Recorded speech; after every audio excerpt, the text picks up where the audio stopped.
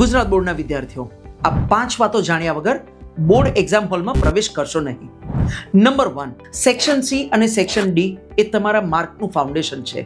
3 અને 4 માર્કના ક્વેશ્ચન્સ બહુ પ્રેડિક્ટેબલ હોય છે, તેમાં બહુ ટ્વિસ્ટિંગની સ્કોપ નથી હોતો અને એટલે જ બોર્ડની બ્લુપ્રિન્ટમાં આ સેક્શનમાં જે ચેપ્ટરમાંથી ક્વેશ્ચન પૂછાવાના છે તે દરેક ચેપ્ટરના 3 અને 4 માર્કના ક્વેશ્ચન્સ બરાબર તૈયાર કરીને જશો. નંબર 2, ફિઝિક્સ, કેમિસ્ટ્રી અને બાયોલોજીમાં જ્યાં પણ ડાયાગ્રામ છે ત્યાં આગળ પેન્સિલથી જ ડાયાગ્રામ ડ્રો કરવાનો આગ્રહ રાખશો અને એન્શ્યોર કરશો કે તમારા દરેક નોમેનક્લેચર હોરિઝોન્ટલ એરોથી જ તમે દર્શાવ્યા હોય.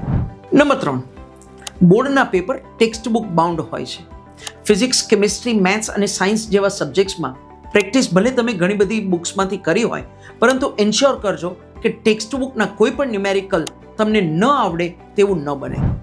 નંબર 4, જ્યારે કોઈ અનનોન પેપર ચેકર તમારું પેપર ચેક કરતો હોય ત્યારે તમારું પ્રેઝન્ટેશન બહુ મેટર કરે છે અને દેટ ઇઝ વાય દરેક સેક્શન તેની સિક્વન્સમાં લખવું જરૂરી છે.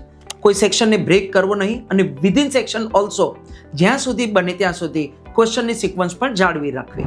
અને કોઈ પણ પોઈન્ટને હાઇલાઇટ કરવા માટે ફક્ત ને ફક્ત તેને પેન્સિલથી અંડરલાઇન કરશો, કોઈ પણ કલર પેન્સિલ કે પછી હાઇલાઇટરનો ઉપયોગ કરશો નહીં. 5th અને સૌથી અગત્યનું, તમારા બધા જ પેપરોમાંથી કોઈ એક પેપરમાં કોઈ એક સેક્શનમાં ક્યાંક કોઈ ડિફિકલ્ટ ક્વેશ્ચન ચોક્કસ આવી શકે છે.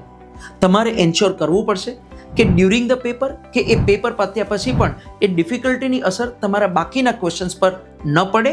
ઓલવેઝ ઇઝી ક્વેશ્ચનથી ડિફિકલ્ટ ક્વેશ્ચન તરફ જવાનો આગ્રહ રાખશો.